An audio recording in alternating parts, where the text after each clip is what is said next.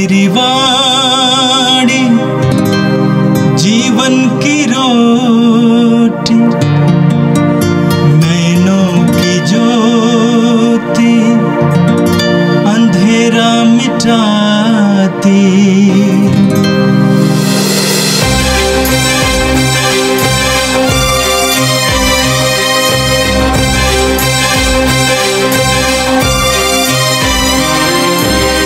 प्रभु तेरी वाणी जीवन की रोटी, नैनों की ज्योति अंधेरा मिटाती। प्रभु तेरी वाणी जीवन की रोटी, नैनों की ज्योति अंधेरा मिटाती। वाणी वाणी वाणी वाणी वाणी पवित्र है, शाश्वत है, जीवन का मन्ना है। 1 मार्च मंगलवार। पहला पाठ संत पेतरुस का पहला पत्र, अध्याय 1, पद संख्या 10 से 16। आत्माओं की मुक्ति, नबियों की चिंतन तथा अनुसंधान का विषय था। उन्होंने आप लोगों को मिलने वाले अनुग्रह की भविष्यवाणी की है। मसीह का आत्मा उनमें विद्यमान था और मसीह के दुख भोग तथा इसके बाद आने वाली महिमा की भविष्यवाणी करता था। नबी यह जानना चाहते थे कि आत्मा किस समय और किन परिस्थितियों की ओर संकेत कर रहा है। उन पर प्रकट किया गया था कि जो संदेश वे सुनाते थे वे उनके लिए नहीं बल्कि आप लोगों के लिए था। अब सुसमाचार के प्रचारक स्वर से भेजे हुए पवित्र आत्मा की प्रेरणा से आप लोगों को वही संदेश सुनाते हैं। स्वर्गदूत भी इन बातों की पूरी जानकारी प्राप्त करने के लिए उत्सुक हैं। इसलिए आप लोग सतर्क और संयमी बने रहें और उस अनुग्रह पर पूरा भरोसा रखें जो यीशु मसीह के प्रकट होने पर आपको प्राप्त होगा। आप आज्ञाकारी संतान बनकर अपनी वासनाओं के अनुसार आचरण नहीं करें जैसा कि पहले किया करते थे, जब आप लोगों को ज्ञान नहीं मिला था। जिसने आपको बुलाया है वह पवित्र है। आप भी उसके सदृश अपने समस्त आचरण में पवित्र बने, क्योंकि लिखा है, पवित्र बनो क्योंकि मैं पवित्र हूँ। यह प्रभु की वाणी है। संत मार्कुस के अनुसार प्रभु यीशु का पवित्र सुसमाचार, 10वां अध्याय, पद संख्याएं 28 से लेकर 31 तक। पेतरुस ने यह कहा, देखिए हम लोग अपना सब कुछ छोड़कर आपके अनुयायी बन गए हैं। यीशु ने कहा, मैं तुमसे यह कहता हूँ, ऐसा कोई नहीं जिसने मेरे और सुसमाचार के लिए घर, भाई बहनों, माता पिता, बाल बच्चों अथवा खेतों को छोड़ दिया हो, और जो अब इस लोक में 100 गुना ना पाए, घर, भाई बहनें, माताएं, बाल बच्चे और खेत, साथ ही साथ अत्याचार और परलोक में अनंत जीवन। बहुत से लोग जो अगले हैं पिछले हो जाएंगे और जो पिछले हैं अगले हो जाएंगे। ये प्रभु का पवित्र सुसमाचार है। क्रिस्त प्रभु की जय। यीशु में मेरे प्रिय भाइयों बहनों, इतिहास एक बहुत ही महत्वपूर्ण विषय है। न केवल स्कूल कॉलेजों में, हमारे जीवन के लिए भी इतिहास बहुत बड़ा मायना रखता है। दुनिया के इतिहास का एक अर्थ है, एक उद्देश्य है, एक मकसद है। हमारे देश के इतिहास का भी एक मायना है, एक मकसद है। मेरे और आपके जीवन के इतिहास का भी एक बहुत बड़ा उद्देश्य है। जीवन के हर मोड़ का एक खास मकसद है। ये इतिहास, हमारे जीवन का इतिहास, इसकी घटनाएं, दुर्घटनाएं, ये सब व्यर्थ नहीं जाता। इनका एक बहुत बड़ा उद्देश्य है। वो उद्देश्य क्या है? ये उद्देश्य है मुक्ति। इतिहास के माध्यम से हम मुक्ति के मार्ग पर आगे बढ़ते हैं। आज के पहले पाठ में हमने सुना, पेतरुस कहते हैं, मुक्ति नबियों के चिंतन तथा अनुसंधान का विषय थी और नबियों ने आप लोगों को मिलने वाले अनुग्रह की भविष्यवाणी की। नबी लोग जीवन के इतिहास की व्याख्या करते हैं और वे नबी यानी भविष्यवक्ता लोग जीवन की घटनाओं की व्याख्या करते हुए भविष्य के बारे में भी बताते हैं। और पुराने नियम में नबियों ने इतिहास की व्याख्या करते हुए कहा कि मुक्तिदाता मसीह जन्म लेगा और आप जो पाप में फंसे हुए हैं, आप जो गुलामी में हैं, आप जो बुराई में हैं, आपका उद्धार होगा। लिखा है कि नबी ये जानना चाहते थे कि आत्मा किस समय और किन परिस्थितियों की ओर संकेत कर रहा है। इतिहास के विभिन्न मोड़ों पर पवित्र आत्मा कार्य कर रहा है और नबियों का कार्य है कि उन्हें बताना, व्याख्या देना कि किस ओर पवित्र आत्मा संकेत कर रहा है। मुक्तिदाता यीशु मसीह के आगमन के बाद कलीसिया की जिम्मेदारी है कि कलीसिया के सेवकों, प्रचारकों, दूतों की यह जिम्मेदारी है कि वे ईश्वर के मुक्ति विधान पर बोले, लोगों को समझावे। हमें से हर एक यीशु की मुक्ति की कृपा को और उनके द्वारा दिए गए उद्धार के कार्य को आत्मसात कर ले, उसे अपना व्यक्तिगत बना ले। जिस तरह आज के पाठ में बताया गया, उन पर प्रकट किया गया था कि वे जो संदेश सुनाते थे वो उनके लिए नहीं बल्कि आप लोगों के लिए था। आगे पेतरुस 4 महत्वपूर्ण बातें इस मुक्ति के इतिहास में, इस मुक्ति की यात्रा में हमारे लिए जो ज़रूरी है उसके बारे में बताते हैं। पहला कि हम लोग सतर्क और संयमी बने रहें। दूसरा, उस अनुग्रह पर पूरा भरोसा रखें। और तीसरा है कि हम आज्ञाकारी संतान बने। और चौथा है कि हम अपनी वासनाओं के अनुसार आचरण नहीं करें। 4 बातें।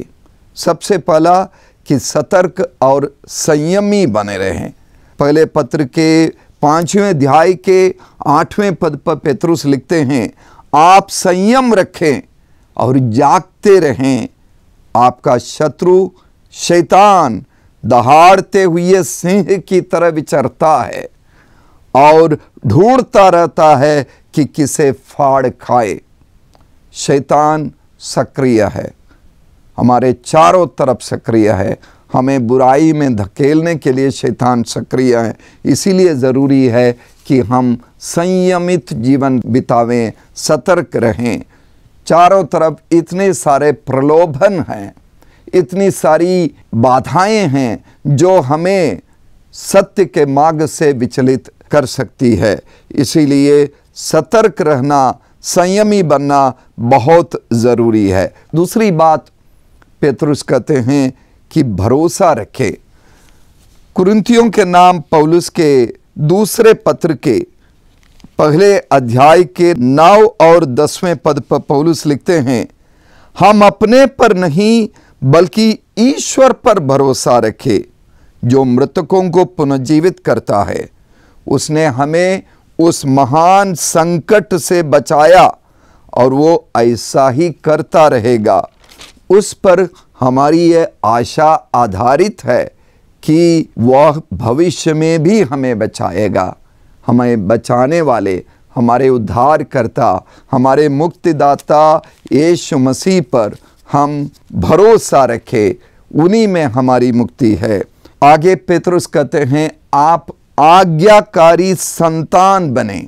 ईश्वर की हम संतान हैं, हमें ईश्वर की संतान बने रहने की ज़रूरत है और उनकी आज्ञाओं का पालन करने की ज़रूरत है। इस पत्र को लिखते हुए बिल्कुल शुरुआत में पेतरुस लिखते हैं, गलातिया, कप्पादोकिया, एशिया तथा बिथुनिया में जो लोग परदेशियों की तरह रहते हैं उनको संबोधित करते हुए कहते हैं, आप जो पिता परमेश्वर के विधान के अनुसार बुलाए और आत्मा के द्वारा पवित्र किए गए हैं, जिससे वे यीशु मसीह की आज्ञा का पालन करें और उनके रक्त से अभिषिंचित हो। जो यीशु के द्वारा पवित्र किए गए हैं उन्हें यीशु मसीह के आज्ञा का पालन करना चाहिए और यीशु के रक्त से अभिषिंचित होना चाहिए। चौथी बात पतरस कहते हैं, वासनाओं के अनुसार आचरण ना करें।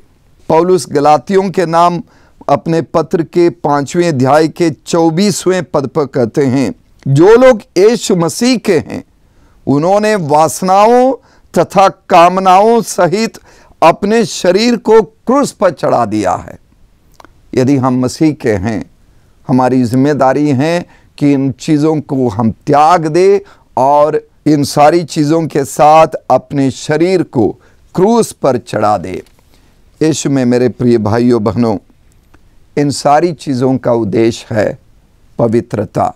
इसीलिए आज के पहले पाठ के अंत में पतरस लिखते हैं, आपको जिसने बुलाया वो पवित्र है, आप भी उसके सदस्य अपने समस्त आचरण में पवित्र बने, क्योंकि लिखा है, पवित्र बनो क्योंकि मैं पवित्र हूँ।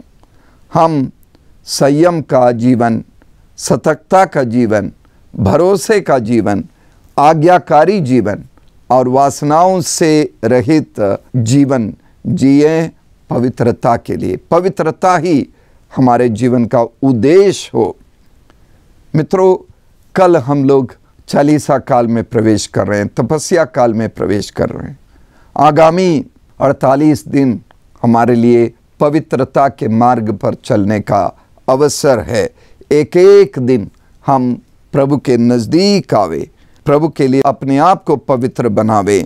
जिस तरह कहते हैं, पवित्र बनो क्योंकि मैं पवित्र हूँ। लेवी ग्रंथ के 11वें अध्याय के 44 और 45वें पद पर यह लिखा है कि प्रभु ईश्वर ने आज्ञा दी, पवित्र बनो क्योंकि मैं स्वयं पवित्र हूँ। मैं प्रभु तुम्हारा ईश्वर हूँ, इसलिए अपने आप को पवित्र करो और पवित्र बने रहो क्योंकि मैं पवित्र हूँ। तुम भूमि पर रेंगने वाले जीव जंतुओं से अपने आप को अशुद्ध मत बनाओ। मैं वो प्रभु हूँ जो तुम्हें इसलिए मिस्र से निकाल लाया कि मैं तुम्हारा अपना ईश्वर बनूं। पवित्र बनो क्योंकि मैं पवित्र हूँ। पवित्रता क्या है? ईश्वर पवित्र है और ईश्वर की तरह हम एक दूसरे के लिए हृदय की विशालता का प्रकट करें और ईश्वर के साथ और एक दूसरे के साथ बड़े दिल के बने, अपने दिल को बड़ा करे, सबको अपने हृदय में समाहित करे। हम अपनी वाणी में, अपनी बोली में, अपने व्यवहार में, अपने प्रतिदिन के उठने बैठने में, अपने कार्यों में पवित्रता के कार्य करें और निष्कपट रहें और सबको अपना समझे, जिस तरह ईश्वर संपूर्ण सृष्टि को और सारी मानव जाति को अपना समझते हैं। इन दिनों भारत देश में 5 राज्यों में चुनाव चल रहा है। पिछले महीनों हमने देखा कि चुनाव के पूर्व बहुत से राजनीतिक लोग एक पार्टी से दूसरी पार्टी में चले गए और पार्टी के नेताओं के साथ उनकी आपसी कुछ सेटिंग हुई कि हम आपकी पार्टी में आने से हमें क्या मिलेगा।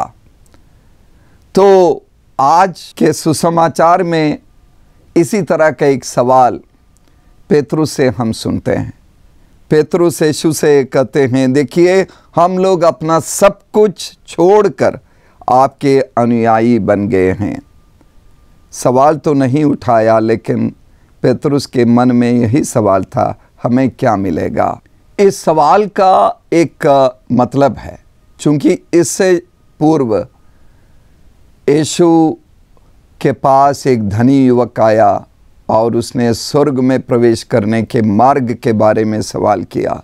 अंत में यीशु ने कहा कि अपना सब कुछ को त्याग कर मेरे पीछे हो ले। और लिखा गया है कि वो धनी युवक बहुत उदास होकर चला गया। इसके बाद पेतरुस की तरफ से ये सवाल यीशु की ओर उठता है कि हमने तो बहुत सब कुछ त्याग दिया और हम क्या पाएंगे। ये सवाल पेतरुस ने पूछा और उसके जवाब में यीशु ने कहा कि जो सुसमाचार के लिए घर, भाई बहन, माता पिता, खेत आदि का त्याग करेंगे, उन्हें इस लोक में 100 गुना वे पाएंगे, साथ ही साथ अत्याचार भी पाएंगे और परलोक में अनंत जीवन पाएंगे। इस लोक में 100 गुना माता पिता, भाई बहन और खेत खलिहान सब कुछ पाएंगे। यीशु के कहने का तात्पर्य यह नहीं कि वे इतनी बड़ी क्वांटिटी में चीज़ें पाएंगे, लेकिन उससे बड़ा वो संख्यात्मक दृष्टि से नहीं। जो यीशु के अनुयायी बनेंगे और उसके लिए जीवन की संपत्ति का और भौतिक चीज़ों का त्याग करेंगे, उनके जीवन की क्वालिटी, जीवन का गुणवत्ता बदलेगा और वे नए लोग बन जाएंगे और उनके जीवन शैली बदलेगी और वे आत्मिक कृपाओं से भरपूर हो जाएंगे। प्रिय भाइयों बहनों, हम बराबर आत्मनिर्भरता की बात सुनते हैं और आत्मनिर्भर होने के लिए लोग अपने स्वयं का घर, अपना खेत, अपनी ज़मीन जायदाद वगैरह और बैंक बैलेंस को भी बढ़ाना चाहते हैं और उसके लिए लगातार काम करते हैं ताकि उन्हें आज़ादी का अनुभव हो, वे दूसरों पर निर्भर ना हो। लेकिन सोचिए उनके बारे में जिनके पास ये सब कुछ है और सब कुछ को त्याग कर आध्यात्मिकता का जीवन अपनाते हैं। साधु संत लोग, फकीर लोग, सन्यासी लोग, साध्वी लोग इस तरह का जीवन बिताते हैं और उनके अंदर आज़ादी का बहुत अधिक मात्रा में अनुभव होता है। वे बिल्कुल स्वतंत्र हो जाते हैं। उनके अंदर एक आत्मिक शक्ति आती है, हिम्मत आती है और वे स्वतंत्र हो जाते हैं। संत कबीरदास ने लिखा है, कबीरा खड़ा बाजार में लिए लुकाठी हाथ, जो घर फूको अपने चलो मेरे साथ। अपने घर को फूकने की हिम्मत वाले मेरे साथ चले। और ये बहुत बड़ा अनुग्रह है, बहुत बड़ी कृपा है, यही आज़ादी है। इसी के लिए प्रभु यीशु हमारा आह्वान करता है। ये सिर्फ अपरिग्रह की बात नहीं है, लेकिन प्रभु पर निर्भर रहने की बात है। जिसके पास कुछ नहीं है, वे दुनियावी चीज़ों से आसक्त नहीं हैं, वे प्रभु की इच्छा को पूरा करने के लिए स्वतंत्र हैं। वे परोपकार करने के लिए स्वतंत्र हैं, दूसरों की सेवा करने के लिए अपने आप को आज़ाद पाते हैं। जो दुनियावी चीज़ें हैं उसे मनुष्य त्याग देता है, बदले में स्वर्गिक चीज़ों का अनुभव करते हैं, स्वर्गिक बातों को पाता है। नश्वर चीज़ों को जो त्यागता है वो अनश्वर संपत्ति को पाता है, वो अनंतता को पाता है। हमारा डर अक्सर हमारे मन में यह डर आता है कि हमारा त्याग क्या व्यर्थ है। हमने बहुत कुछ प्रभु के लिए किया है, हमारा समय, हमारी प्रार्थनाएं, हमारी आहें, हमारे आंसू, क्या ये सब व्यर्थ जाते हैं? प्यारे भाइयों बहनों, जो सबसे बड़ा पुरस्कार है प्रभु स्वयं, जो त्यागते हैं दुनिया की चीज़ों को, उन्हें प्रभु मिल जाते हैं और उससे बड़ी कोई चीज़ को हासिल करने की ज़रूरत नहीं। आइए हम प्रार्थना करें। सर्वशक्तिमान प्रेमी पिता ईश्वर, हम धन्यवाद देते हैं इस निमंत्रण के लिए, अपने आप को त्यागने, दुनियावी चीज़ों को त्यागने और सतर्क और संयम बने रहने के लिए। प्रभु, हमें कृपा दे कि हम तेरी इच्छा के अनुरूप आज्ञाकारी बने। हमें कृपा दे कि हम अपनी इच्छाओं, अपनी महत्वाकांक्षाओं, दुनियावी महत्वाकांक्षाओं पर संयम रहकर, उन पर काबू पाकर पवित्रता के मार्ग पर चले। जिस तरह प्रभु ईश्वर हमसे कहते हैं, मैं पवित्र हूँ, तुम पवित्र बनो। प्रभु, हमें कृपा दे कि परमपिता ईश्वर के मार्ग पर चलते हुए हम पवित्रता को हासिल करें। यह प्रार्थना करते हैं क्रिस्त हमारे प्रभु के द्वारा, आमीन। प्रभु तेरी वाणी जीवन की रोटी, नैनों की ज्योति अंधेरा मिटाती। वाणी वाणी वाणी वाणी वाणी पवित्र है, शाश्वत है, जीवन का मन्ना है।